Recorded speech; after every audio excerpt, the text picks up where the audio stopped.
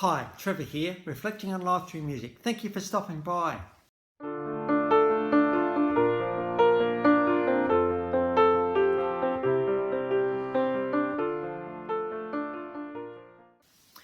Well, coming again today, you're very, very welcome. I trust you enjoyed my last movie on a bit of a cross between the iconic Australian band, the Dingoes, and that movie Red Dog, which is a bit of a tearjerker in places, and the fact that it was based on a true story of a dog wandering around the Pilbara region in Australia. So I trust you found that one encouraging. Well, going from there to Alaska, was born in 1988 in Seoul, South Korea.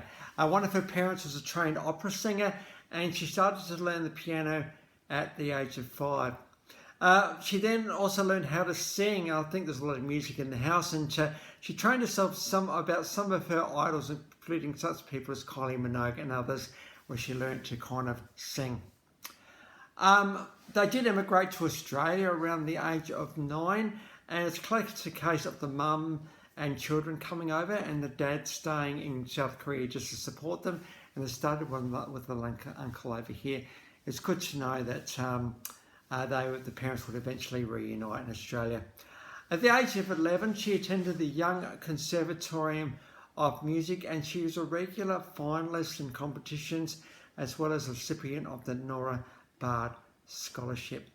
In 2005, she graduated from the John Paul College, and in 2009 honours University of Queensland Bachelor of Music, and if that wasn't enough, she went on to do her Masters. Now, she did actually return home for a little bit of time to have a bit of a career in South Korea, but it didn't kind of work. But she did release an album in 2010, Dream. Now, the girl we're talking about is Dami Im. Now, Dami entered the X Factor in 2013, and she would end up taking out that particular competition and winning it. There's a few clips from this particular show. We've got a live version of One by U2. It's probably one of my most favourite U2 songs, really, in many, many ways.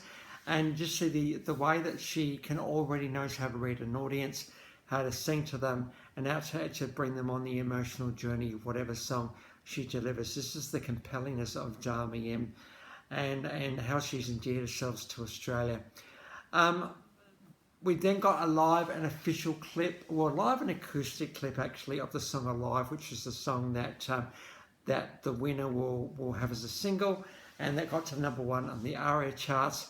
And at that point, she got signed to Sony Music, and released in 2013 the album Dami Im, much of a recap of her X Factor career.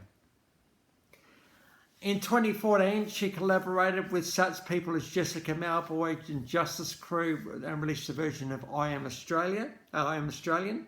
And in 2014, she released an album, Heartbeats, and we've got a live version of Super Love Below. It's around this time that Demi was starting to perform around the country, including the iconic, not Melbourne Carols by Candlelight, even though she has performed on that, but the Sydney Carols by Candlelight, and she has been performing on that. Have been performing that for 5 years in a row. So well and truly respected in the industry. And if you're asked to sing Oh Holy Night at one of these carols events, you know you've made it. And here we've got an absolutely stunning version of Dami singing Oh Holy Night at the Sydney Carols. Absolutely stunning. It's absolutely beautiful, and you can just see how the whole audience is actually transfixed on every note this girl sings. Make no mistake, she's got a pretty amazing singing voice.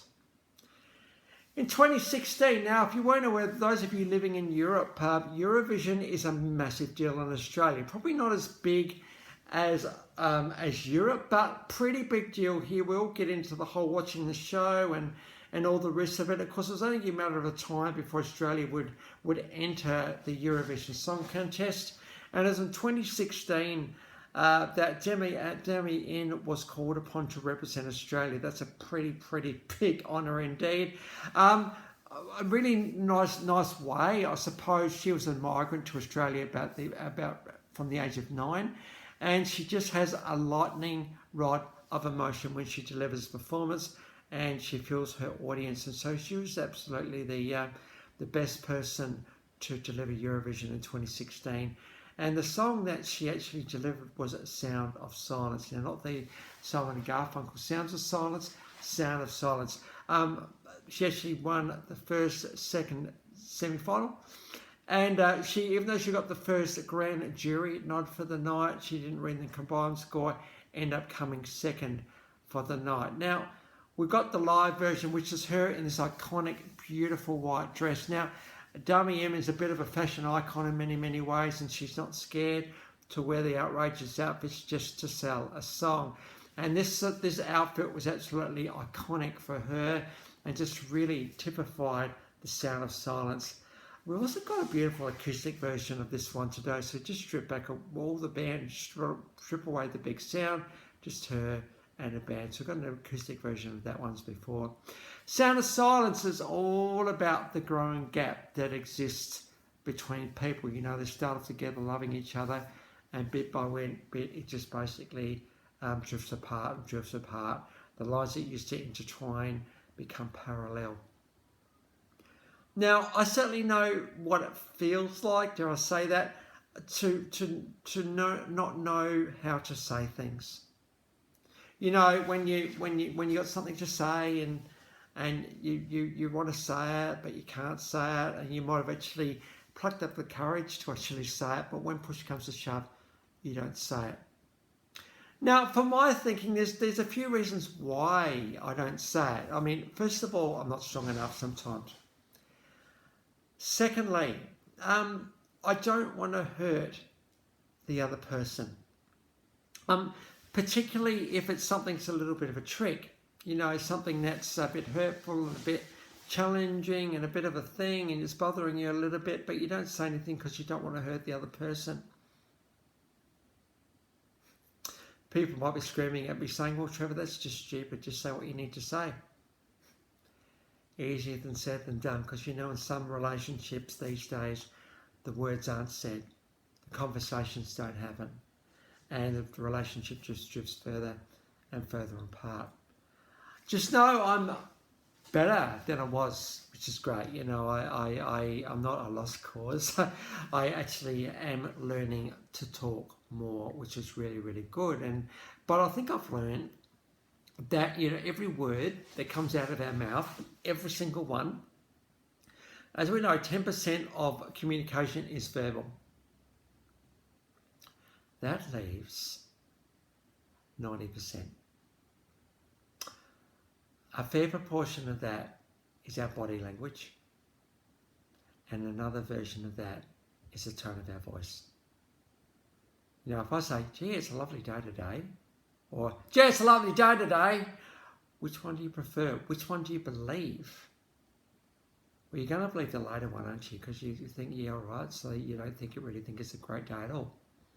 You might be sarcastic or cynical about it. But the Sound of Silence is very much what happens when people stop talking about the stuff that matters. And we become so scared. And with that becomes a bit of a routine in your mind about, well, I've got something to say. Now, if I do say it, it probably won't go very well. If I don't say it, well, it's going to fester and fester and fester and fester. So either way doesn't really work, does it? Now, you've got to go down the yes track so that, you know, the partner knows that, you know, you do love them.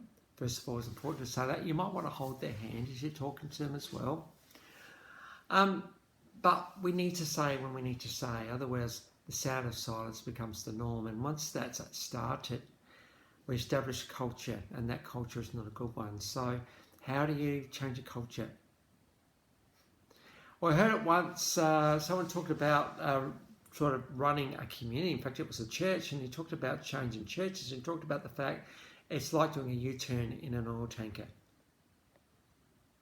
Can you imagine that? Of course, oil tankers don't have brakes, do they? You don't. You should turn your engines off, and you've got to wait for the thing to slow down. Then it slows down. Then you've got to turn it and start up again. Once a culture is set in, it's very hard to turn it. So one of the better things we can do is to get the culture right from the start. And if you're right at the beginning of a relationship right now, you know, the birds are singing, the grass is green, the sky is blue. What can you do to get the culture right? Well, even before you say the words, I love you, love is patient and kind. Get that in there. Just get it in there. So if you both have a kindness and a patience about you, that will well and truly, because at the start, you know, we're not really sure what we're doing. Life's a bit of confusing and we're not quite sure we're going to get it right or whatever. A lot of understanding is required at the start in relationships. I mean, at the same time, you're wanting the relationship, so you're willing to just to do it. But, you know, as life moves on, you're starting to get into the reality of the situation and think, right, okay. So, Sound of Silence was a beautiful song of Dami Im, and I think it's just a real, I suppose, warning about relationships and communication in relationships. Again, it always comes back to communication, doesn't it? And what we really need to say to each other, but in a loving and kind and patient way. Saying in love is the best thing we can do. In fact, it was the Medley Blues that had the song Say It With Love. It came from 1992. Absolutely stunning. Whatever you say, whatever you do, whatever you say it with love. So just remember who you're talking to. You're talking to your love of your love. So it was important, even though she did actually win, I suppose, the industry nod, it didn't get quite across the line because there's two parts to the awards in Eurovision. But certainly the world stood up and took notice of not only Dami Im, but Australia at that point. Got the live Eurovision version, and it got an acoustic version. In 2016, Dami Im released a catalogue of Carpenter's songs. Karen and Richard, of course, are iconic duo. I did them a little while ago. And here we got a couple of clips. We've got the official clip of Yesterday Once More, which is probably my favourite Carpenter's song. Then we got a bit of a live medley. That particular album went to number 3. It was around this time that Dami was starting to feel the pressure. I think now she'd been on the go for about 6 years, including Eurovision and Carols by Candlelight. So it was a pretty busy time for her. And I think she was struggling a little bit just to stay human. And so she released a single, Crying Underwater. And this is all about talking about how we feel. And this is very much in line with the Sound of Silence song from Eurovision. So we've got the studio version of that one. And in 2023, she appeared on The Masked Singer as, as we know, the outfits are pretty amazing. And here we've got Snow Fox character and the beautiful both sides. Now, again, just listen to this voice. Feel the goosebumps on your arms raised as you hear her sing this song. And certainly the audience were absolutely captivated by this performance. And so we've got the studio version of both sides now, her as one of the Masked Singers. Between 2010 and 2021, there's been 6 studio albums, 4 EPs, 21 singles, and 9 music videos. So she's been very busy indeed in an 11-year period, and she's still going today to actually appear multiple times on Sydney Carols and then also on Melbourne Carols. Is a very big sign of the respect we have for Dami Im in this country. Sometimes these reality shows need to find people, and this is well and truly the case with Dami, and we have loved her ever since. So the links to those 11 clips are in the description below, and I've also included my last video from the Dingoes and Red Dog, so if you want a recap on that one, feel free. Well, if this is your first time to Life Reflections on Music, or you've come back for another one, how great to see everybody here. Well, that's it for today as we continue to just fill in some gaps between A and end of J. We're going to be getting onto the K's pretty soon. We're going to do Demis Roussos, because you know what, looked at his Wikipedia entry. This guy's had so many albums, it's not funny. So I'm going to give this guy a bit of a go next time. So until then, I'll catch you around. Bye for now.